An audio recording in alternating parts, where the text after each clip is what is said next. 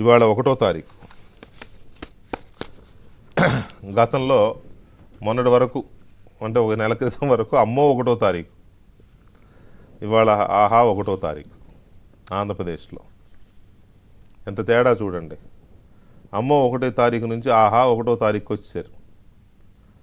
1వ తారీఖు వస్తే పెన్షన్లు ఉండేవి కావు, 1వ తారీఖు వస్తే జీతాలు ఉండేవి కావు. అసలు ఉద్యోగుల వాళ్ళ జీవితం ఏంటో, వాళ్ళ జీతం ఏంటో, వాళ్ళ భవిష్యత్తు ఏంటో, వాళ్ళ వర్తమానం ఏంటో, వాళ్ళ గతం ఏంటో ఏమీ తెలియని ఒక సంకట స్థితిలో, ఒక అగమ్య గోచరమైన డోలాయమాన స్థితిలో ఊగిసలాడుతూ ఎప్పుడు జీతం వస్తుందో తెలియదు. పాలోడికి డబ్బులు కట్టాలి, ఇంటి అద్దెడికి డబ్బులు కట్టాలి, పిల్లలకు ఫీజులు కట్టాలి, ఇంకేదో అప్పుకు వడ్డీ కట్టాలి, చీటీ పాటకి చీటీ డబ్బులు కట్టాలి. ఒకటి కాదు, సామాన్య మానవుడికి లేకపోతే ఒక మధ్యతరగతి ఉద్యోగికి ఎన్ని కమిట్మెంట్స్ ఉంటాయి. 1వ తారీఖు వస్తుందంటే 5 ఏళ్ళు చుక్కలు చూపించాడు జగన్మోహన్ రెడ్డి. 5 ఏళ్ళు జీతాలు ఇవ్వకుండా, ఎప్పుడు వస్తాయో తెలియకుండా, కనీసం ప్రతి నెల 1వ తారీఖు కాదు 5వ తారీఖు 10వ తారీఖు ఫిక్స్డ్గా వస్తాయంటే కనీసం ఆ డేట్ కన్నా మార్చుకుంటారు ఈ కమిట్మెంట్స్. అది కూడా లేదు. ఒక్కో నెల అయితే 16, 17, 18, 19, 20వ తారీఖు దాకా కూడా జీతాలు అయ్యని నెలలు చూసాం మనం గడిచిన 5 ఏళ్లలో. ఇవాళ ఒక రికార్డ్ డే ఇవాళ ఆంధ్రప్రదేశ్లో. సాయంత్రానికి అందిన సమాచారం మేరకు 85% పెన్షన్లు, సామాజిక పెన్షన్లు చేరిపోయాయి మొత్తం అందరికి లబ్ధిదారులకి. ఇంకో 10-15% మిగిలింది. దాదాపు 4,500 కోట్లు సుమారుగా. అది కూడా పెరిగిన 4,000 జగన్మోహన్ రెడ్డి గారు ముఖ్యమంత్రిగా ఉండగా ఆ టైంలోని 3 నెలల 3,000 బోనస్, ఆయన ముఖ్యమంత్రిగా ఉన్న కాలంలో ఇవ్వాల్సిన 3,000 కూడా ఇప్పుడు కలిపి 7,000 రూపాయలు ప్రతి లబ్ధిదారులకి అందజేశారు. ఇది ఒక రకమైన పరిస్థితి అందరికీ, వృద్ధులకి అండ్ వికలాంగులకి, వితంతులకి, ఆ కిడ్నీ పేషెంట్స్కి, క్రానిక్ డిసీజెస్ ఉన్న వాళ్ళకి, ఇట్లా అందరికీ ఆ సెక్షన్స్ కిందకి ఎవరెవరు వస్తారో అందరికీ, ఎమ్మెల్యేలు, తర్వాత ఇతర ప్రజాప్రతినిధులు, గ్రామ సచివాలయ సిబ్బంది అందరూ ఇల్లు తిరిగి ఇచ్చారు. చాలా చోట్ల ఎమ్మెల్యేలు వాళ్ళ నియోజకవర్గాలు వాళ్ళు కూడా చాలా అట్టహాసంగా చేశారు కార్యక్రమాన్ని.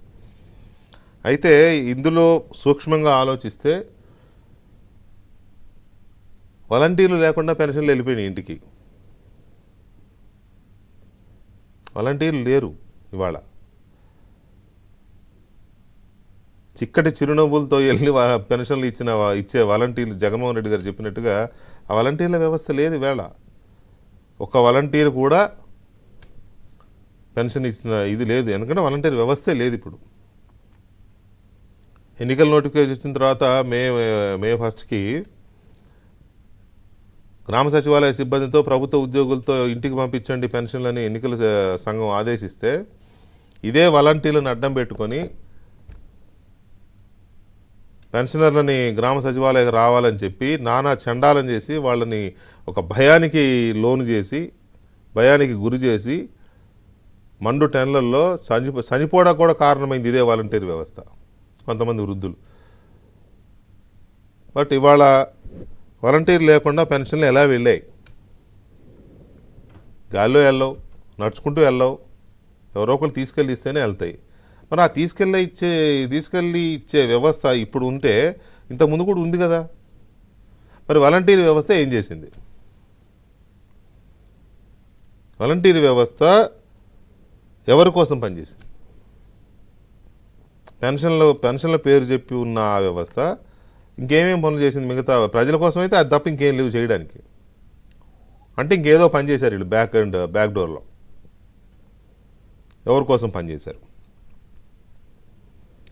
నెక్స్ట్ వాలంటీర్ల పరిస్థితి ఏంటి? ఇప్పుడు కొంతమంది రిజైన్ చేసి వెళ్ళిపోయారు, కొంతమంది ఆల్రెడీ వైసీపీ మేము కార్యకర్తలు వాళ్ళు కొంతమంది వెళ్ళిపోయారు.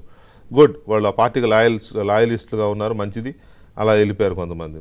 ఇంకొంతమంది ఏమో అటు ఇటుగా ఊగిసలాట్లో ఉన్నారు. ఆ వ్యవస్థను ఏం చేయబోతున్నారు? ఇలాంటి చాలా అంశాలు ఉన్నాయి. వీటితో పాటు ఉద్యోగులకు జీతాలు కూడా పడ్డాయి ఇవాళ. మొత్తం అందరికి మధ్యాహ్నం 12 గంటలకి టప టప టప టప మెసేజ్లు వచ్చేసినాయి ప్రభుత్వ ఉద్యోగులకి. ఎలా సాధ్యమైంది?